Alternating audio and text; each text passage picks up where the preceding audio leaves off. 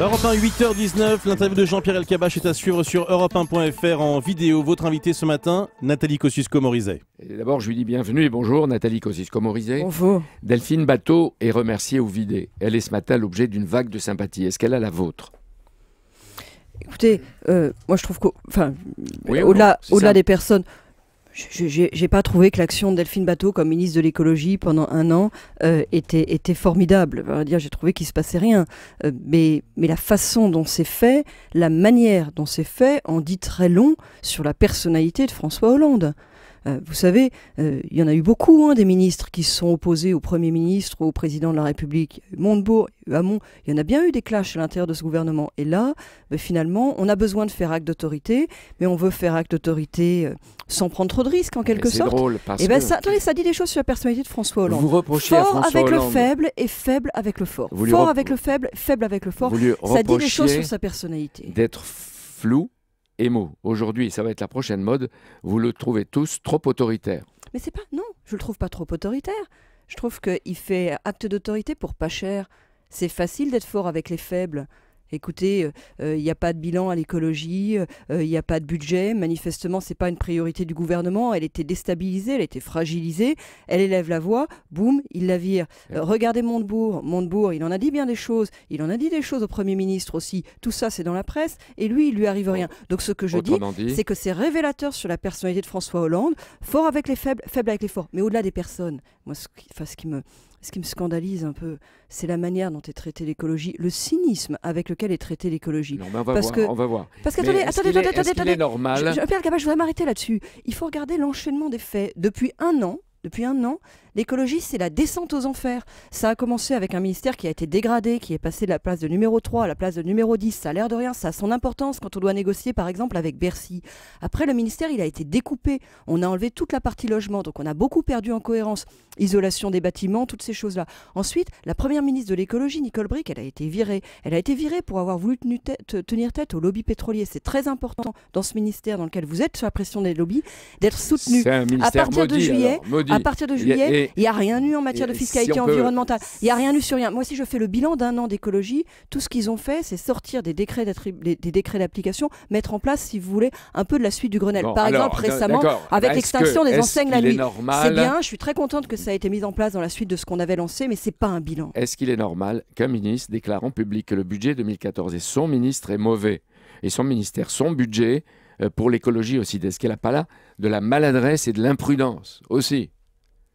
Écoutez, c'est une réalité. C'est tout simplement une réalité. Parce que prendre 500 millions d'euros au budget du ministère de l'écologie, dans sa version en plus réduite, parce qu'encore une fois, le ministère de l'écologie, il a été réduit en taille. C'est pas la même chose que prendre 500 millions d'euros dans un très gros ministère avec un très gros budget. Et puis, vous savez, le problème, c'est qu'il y a un mensonge derrière tout ça, parce qu'on dit, oui, alors on prend 500 millions d'euros, mais ce sera compensé par l'éco-taxe poids lourd. Mais ça s'appelle un hold-up, parce que l'éco-taxe poids lourd devait servir à faire du transport propre, à faire de la transition dans le monde des transports, financer, par exemple, les appels d'offres transport en commun site propre qui ont permis de financer les tramways en province. Ce genre de choses. Attendez, je vous fais pas l'énumération d'un programme, je vous parle de réalité. Aujourd'hui, il y a du tramway qui s'est développé en France. C'est grâce aux appels à projets qu'on avait financé dans le monde du transport propre. L'éco-taxe poids lourd, ça devait permettre de dire, voilà, on taxe un peu le mode de transport routier pour aller ailleurs. En fait, le ministère aujourd'hui, le Premier ministre nous dit, cet argent va servir à compenser le budget de l'État. Quelques questions. Est-ce que vous vous souvenez, vous, du jour de février 2005 où le président Chirac refuse la proposition de Dominique de Villepin de vous nommer ministre? Nathalie, elle s'y connaît, mais c'est une emmerdeuse. Et plus tard, en 2009, le Premier ministre François Fillon vous sommera de présenter des excuses publiques, vous vous souvenez de ça, pour avoir dit il y a une armée de lâches. Elle n'est pas allée jusque-là, Delphine Batho, mais vous la comprenez. Mais je veux dire, Jean-Pierre Elkabbach, moi je pense, je l'ai déjà dit, je le redis, je pense qu'en politique, c'est un compliment d'être une emmerdeuse. Parce que si on dérange personne, ça veut dire finalement qu'on ne fait pas grand-chose. Donc je pense que c'est un compliment. Maintenant, je voudrais mettre un bémol là-dessus. Moi, c'est vrai, j'avais eu des tensions très vives avec les uns et les autres quand j'étais ministre. Mais j'ai obtenu gain de cause sur le fond.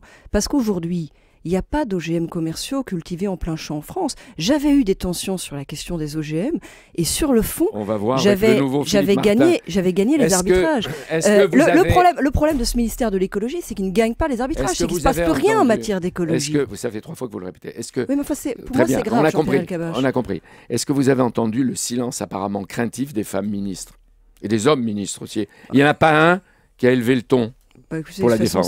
Tout le monde a bien compris, c'est un signal qui est particulièrement mauvais pour l'écologie, qui est mauvais pour les femmes et qui est mauvais pour ce qu'il dit de la personnalité d'un président qui n'a pas peur de taper sur les femmes. Ça, c'est la politique. On vise tout de suite le président de la République. Non, mais c'est pas la politique, c'est la réalité, Jean-Pierre Elkabbach. Il y a une coïncidence. Aujourd'hui, le Conseil des ministres adopte le projet de loi sur l'égalité homme-femme. Oui, c'est drôle, non? Oui, enfin, moi je trouve pas ça drôle, non. Non, je trouve pas ça drôle parce que c'est comme toujours sur l'écologie comme sur les femmes, c'est beaucoup de discours, vous voyez. On parle beaucoup, blablabla, blablabla, beaucoup de discours verts en l'occurrence, et puis derrière la réalité, elle n'est pas rose. Chez l'opposition de droite et l'UMP, il n'y a pas tellement une politique alternative à l'égard de l'écologie et des Verts, surtout en période de crise. Attendez, Jean-Pierre Elkabbach, vous pouvez pas dire... Ah non, je vous interromps. Alors ça, c'est pas vrai. Il n'y a pas un gouvernement qui ait fait autant en matière d'écologie que sous le mandat précédent avec le Grenelle de l'environnement. Vos amis. On peut trouver... Attendez, dans les projets. on peut trouver que c'est pas parfait, mais il n'y a pas un gouvernement qui ait fait autant. Et le président d'encore avant, c'était la charte constitutionnelle de l'environnement. Je vous donne un exemple très concret. Les investissements d'avenir. Moi, j'avais obtenu pour le grand ministère 10 milliards des investissements d'avenir. Il y avait 10 milliards des investissements le Premier ministre va en parler, il va peut-être dire qu'il y en a pour l'écologie. Oui, alors on attend avec impatience ça, parce que ce qu'on a vu dans la presse, c'est qu'une des raisons pour lesquelles, de toute façon, Delphine Batho était en colère, c'est qu'elle n'avait rien sur les investissements d'avenir. Moi, je dis c'est une contradiction. Quand dans il y a dans investissement d'avenir, il n'y a pas l'écologie. C'est vraiment qu'on est dans l'absurde. C'est que ce gouvernement n'a rien compris. Attendez, c'est qu'on est dans le socialisme à l'ancienne. Le socialisme productiviste. Celui qui n'a pas compris que l'écologie, c'était un moteur positif de transformation de la société, de l'économie, de nouvelles compétitivités. Et malheureusement, c'est un peu tous les socialistes français. On a noté que c'est donc une socialiste qui dénonce un mauvais budget, moins 7%. Elle prend des risques, elle prend la porte. Les écologistes n'ont pas eu un mot de soutien, de solidarité. Ils s'accrochent. Le ministre Canfin vient de menacer d'un départ des ministres verts s'il n'y a pas d'avancée rapide sur la transition écologique. C'est du sérieux, du baratin ou... Retenez-nous, on s'en va. Si j'avais envie de mettre une lueur d'humour et de soleil en ce matin pluvieux, je vous dirais que les communistes, dans le temps, ils avaient inventé le soutien sans participation. Après, on a eu Montebourg, Hamon. Alors là, c'est la participation sans soutien. Et puis finalement, les Verts, ils font de la participation sans enthousiasme. Et une question sur vous. Pour Paris, est-ce que vous aurez face à vous une majorité divisée, amputée des Verts derrière Anne Hidalgo? Est-ce que ça affaiblit Anne Hidalgo?